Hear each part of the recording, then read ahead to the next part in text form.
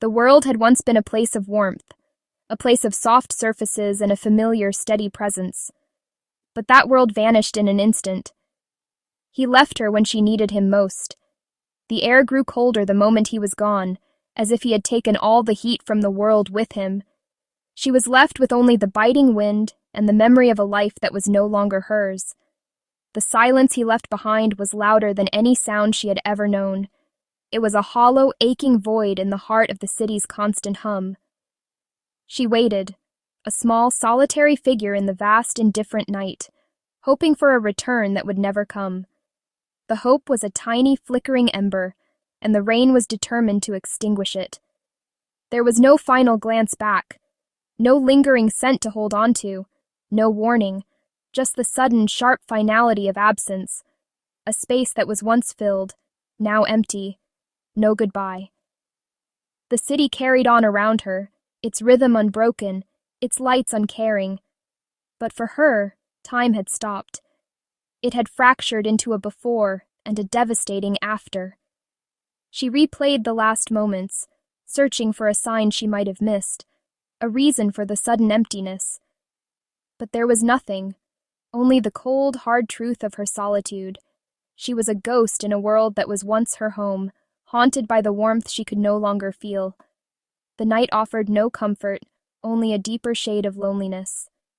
In the daylight, the world was a river of legs and hurried footsteps, a blur of motion and noise that swept past her, around her, but never saw her.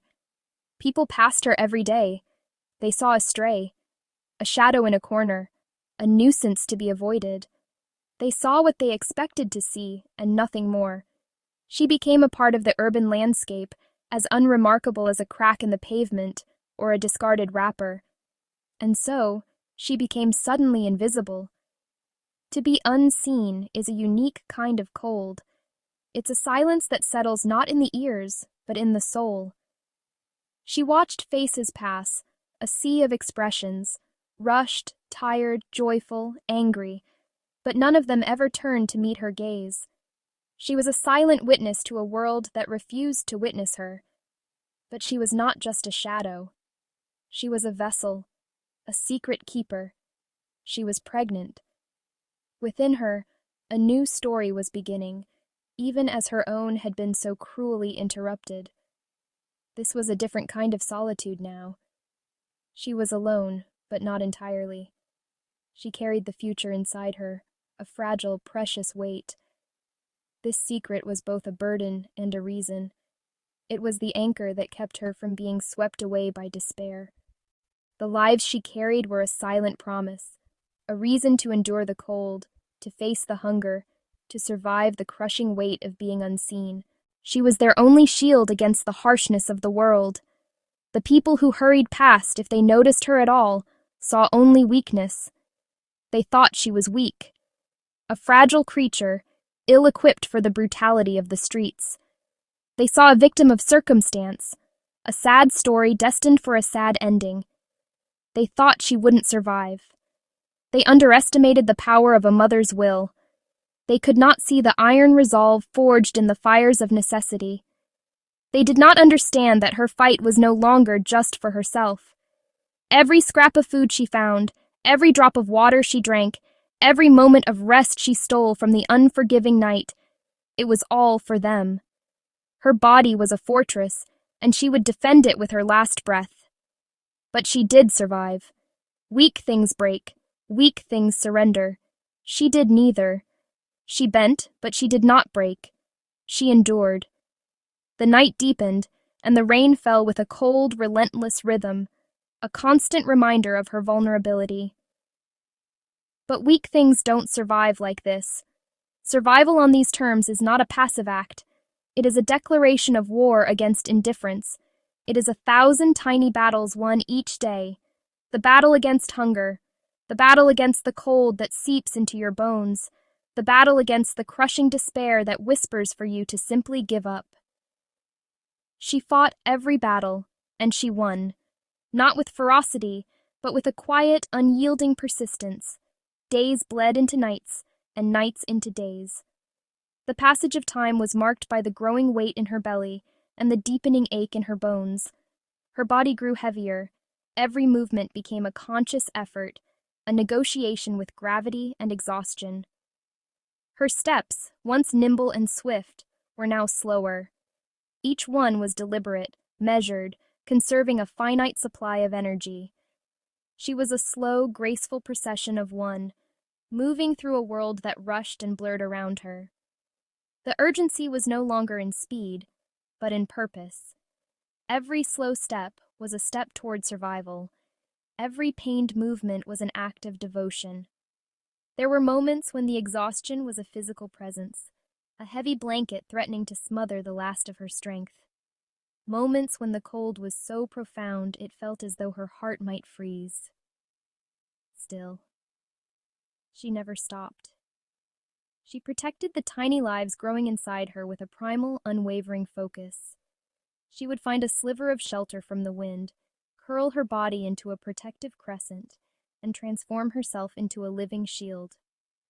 She would rest, but she would not quit. She would feel fear, but she would not let it rule her. Deep within her, a force more powerful than hunger, colder than the rain, and stronger than despair, was taking hold. It was the fierce, unshakable instinct of a mother. She kept going. Then one night, a different kind of stillness fell over the alley. The usual city sounds seemed to recede, muffled by a sense of anticipation. The air grew thick and heavy. A change was coming. It was a feeling deep in her bones, a primal clock striking its final hour. When no one was watching, when the river of humanity had finally trickled to a stop and the world held its breath, her time came. In the deepest dark, hidden from all eyes, she sought out the most secluded corner she could find, a small, forgotten space between a wall and a stack of wooden crates. This would be the place. There, in the profound and absolute solitude of the urban wilderness, she gave birth. It was an act of pure, unassisted creation. There were no comforting hands, no soft words, only her own strength and the overwhelming force of nature. She faced the pain and the fear alone, guided by an instinct as old as time itself. In that dark, cold corner, surrounded by the city's refuse, she performed a miracle. She brought new life into a world that had shown her nothing but indifference. It was an act of defiance, an act of hope in the face of hopelessness. The first was so small, a tiny, trembling miracle, impossibly vulnerable. The next, just as fragile. They were little more than a heartbeat and a breath, utterly dependent, their eyes sealed against the world. But they were alive. Each one a testament to her endurance, each one a reason her fight had mattered. She cleaned them meticulously, her rough tongue a gentle comfort. She nudged them closer, surrounding them with the warmth of her own depleted body. Her exhaustion was immense, but it was overshadowed by a new, powerful instinct. To protect, to nurture, to love. As the first light of dawn crept into the alley, it revealed the scene not as one of squalor, but of sanctuary. She had created a haven in the heart of the wasteland. She protected them with everything she had. Her body was their shelter, their source of food, their entire world. But her strength was finite. The ordeal had taken its toll, and now she had new mouths to feed. Her own hunger was a sharp, gnawing pain. It was in this moment of extreme vulnerability, at the edge of her endurance, that a shadow fell across the entrance to her makeshift den. A human finally noticed. Her first instinct was fear. Every encounter with these giants had taught her to be wary, to flee. She could have run. She could have tried to hide her precious cargo, to fight, to spit and claw and defend her young with the last of her energy. But she didn't. She watched the human. She saw the slow, deliberate movements. She smelled the offering. Warm hands, food, safety. These were concepts from another life, a life she barely remembered. But her hunger was a powerful argument, and the quiet, respectful presence of the human was another. She was a mother now. Her calculation was no longer just about her own survival, but about theirs. She didn't run. She didn't fight. She made a choice A leap of faith. She ate, her eyes never leaving the silent human figure who watched from a distance. After the food, a soft blanket appeared, then a carrier, not a trap, but an offering of shelter.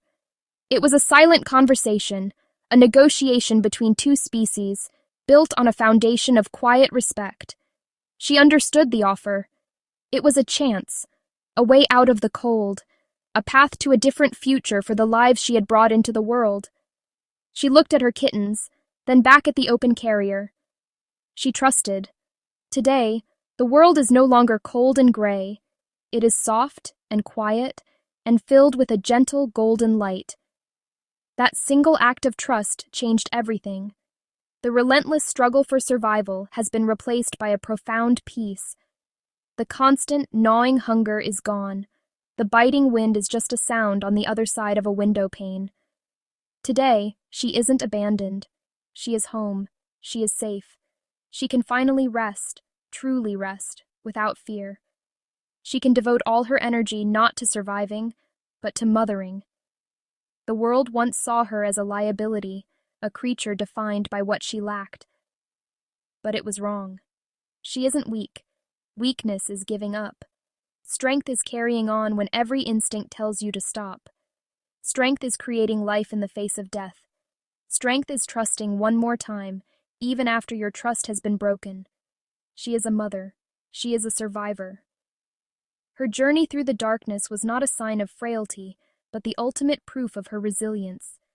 She was strong enough for all of them. He left her, believing she was nothing. He left her to face the cold and the dark alone. But in that darkness she found a light within herself. He left her, but she saved them all.